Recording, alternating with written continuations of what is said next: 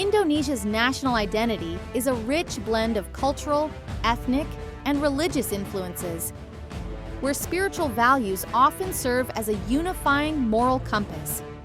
This report explores the lives of Indonesian national heroes who were either directly connected to Buddhism or whose actions embodied core Buddhist principles, highlighting their contributions to the nation's journey toward independence and unity.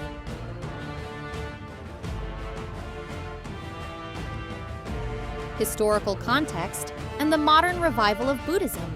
Buddhism has deep historical roots in the Indonesian archipelago, evidenced by monumental sites like the Borobudur Temple, which once served as a world-renowned center for Buddhist learning. However, after the decline of the Majapahit kingdom, Buddhism entered a 5-century-long sleep. Its modern revival was largely spearheaded by Ashin Jinarakita, born Taeboan An, ordained as Indonesia's first monk in 500 years in 1954. He played a crucial role in re-establishing Buddhist communities and strategically integrated the faith into the national framework. He introduced the concept of Buddhayana, a non-sectarian view that united diverse Buddhist schools under the principle of Dharmakaya, God Almighty. This theological adaptation, which re-explored the ancient term Sangyang Adi Buddha, aligned Buddhism with the Pancasila's demand for belief in a supreme God, facilitating its legal recognition and fostering unity. Ashin Jinarakita's inclusive approach, which respected local customs and other traditions, was key to integrating Buddhism into Indonesia's diverse society. His monumental act of initiating the first Vesak celebration at Borobudur in 1953 symbolically reclaimed this historical heritage and affirmed Buddhism's integral place in Indonesian history and culture. His legacy earned him the posthumous Bintang Mahaputra Utama Award in 2005.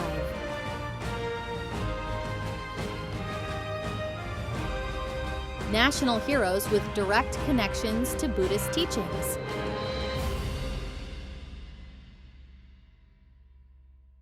First, R.A. Kartini. Humanism, Compassion, and Universal Truth. Raden Ajeng. Kartini, 1879 to 1904, was a pioneer for women's rights and education, whose spiritual journey led her to question religious dogma and embrace a universalist ethical framework. Her critique of religious dogmatism, particularly the prohibition on translating the Quran, stemmed from a profound desire for personal understanding, which aligns with the Buddhist principle of ehipassiko, come and see for yourself. In a significant letter, she declared, "Know, madam, that I am a child of Buddha, and that is why I abstain from eating meat." This statement was not just a religious label, but a powerful affirmation of adopting Buddhist values, particularly ahimsa, nonviolence, which she practiced through vegetarianism. Her philosophy culminated in her belief that love is the most beautiful and sacred religion, a concept that transcends formal boundaries and aligns strongly with the Buddhist values of karuna, compassion, and metta, loving kindness. She saw conscience as the ultimate judge of one's actions, a view that echoes the Buddhist principle of karma. Kartini's fight for women's emancipation was an expression of her deep compassion, and her intellectual rigor and focus on education for liberation reflect the Buddhist emphasis on panya, wisdom.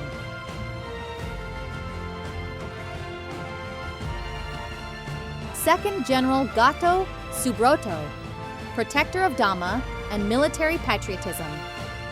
General Gatot Subroto, 1907 to 1962. A key figure in the formation of Indonesia's national military, is recognized by some sources as an Indonesian hero of Buddhist faith and a protector of Buddhism. His religious affiliation is nuanced, with some accounts suggesting a late-life conversion to Islam, yet His grandson and his wife's active role in the Buddhist community confirm his strong and lifelong connection to the faith. As the initiator of the Combined Military Academy, he was instrumental in training young officers who became the backbone of national defense.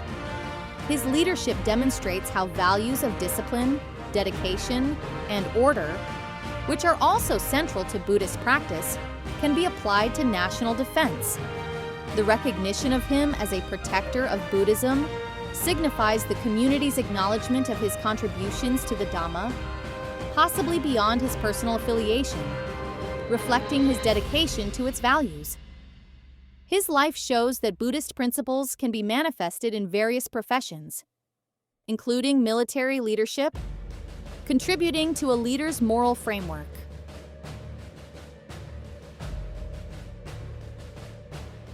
Three, Kwik Kian Gi, integrity, simplicity, and Dhamma in public life. Kwik Kian Gi, 1935 to 2025, a respected economist and minister, was a Buddhist who lived his life as straight as the line of Dhamma. Although he rarely spoke about religion, his actions were a testament to his faith. He chose to be a silent light, consistently embodying honesty, simplicity, and compassion in his public life.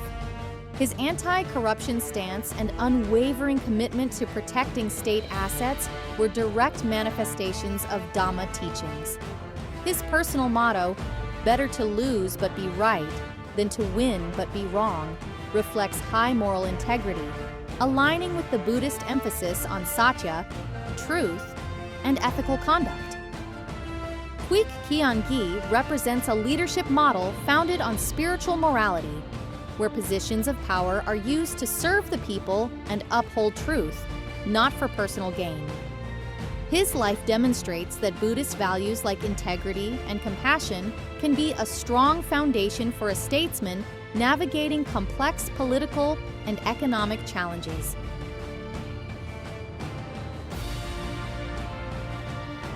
National heroes embodying Buddhist values.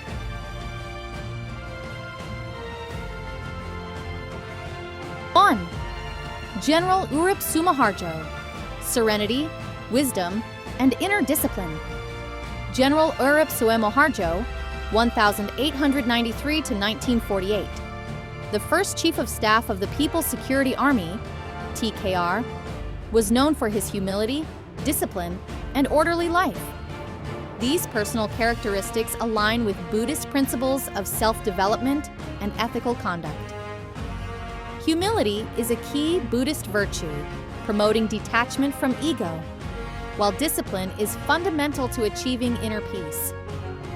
He demonstrated profound wisdom in his military leadership, marked by a non-compromising stance against colonial powers.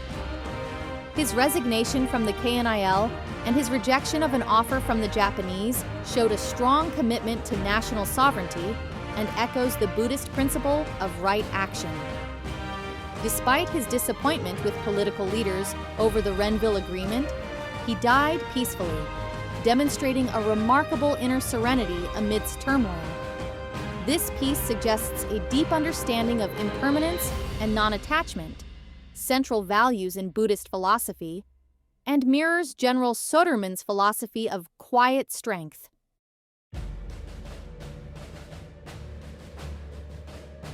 Second Dr. Dawes Dekker, Denu Dirya, Sediabudi. Self-control and non-violent struggle. Ernest François Eugène Dawes Dekker, 1879-1950, later known as Danu Dirya Sediabudi, was a nationalist who dedicated his life to Indonesian independence. His commitment to Indies nationalism and his willingness to endure imprisonment and exile for his beliefs demonstrate remarkable resilience and sati, self-control.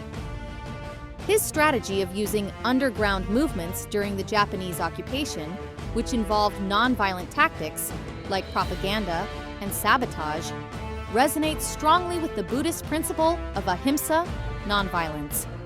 This approach, inspired by figures like Mahatma Gandhi, emphasizes moral clarity and the power of collective will over physical force. By focusing on solidarity and ideals rather than armed conflict, he demonstrated a strategic application of nonviolence to achieve social transformation. Furthermore, his strong commitment to education through the Kshatriyan Institute reflects the Buddhist emphasis on panya, wisdom, and overcoming avidya, ignorance, as a path to liberation. He believed education was key to perfecting the nation's character and freeing society from the chains of colonialism.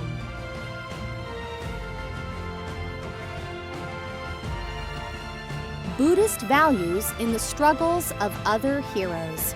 Compassion, karuna. The principle of karuna is a recurring theme in the lives of many heroes. Kartini's belief in love as the most sacred religion and Kwik Kayangi's principled fight for the people's interests both stem from a deep sense of compassion. Ahimsa, nonviolence.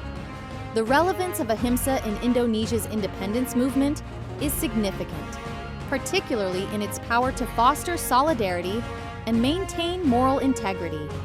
Underground movements and the philosophies of figures like Mahatma Gandhi, which focus on moral clarity and collective will over armed conflict, highlight how nonviolence can be a powerful weapon for social change. Self-control, sati. Sati serves as the foundation of heroic character, enabling leaders to maintain composure and act with integrity. General Gatot Subroto's disciplined life and Dr. Cipto Mangunkusumo's steadfast beliefs in the face of colonial oppression are powerful examples of how self-control is a vital component of effective and ethical leadership.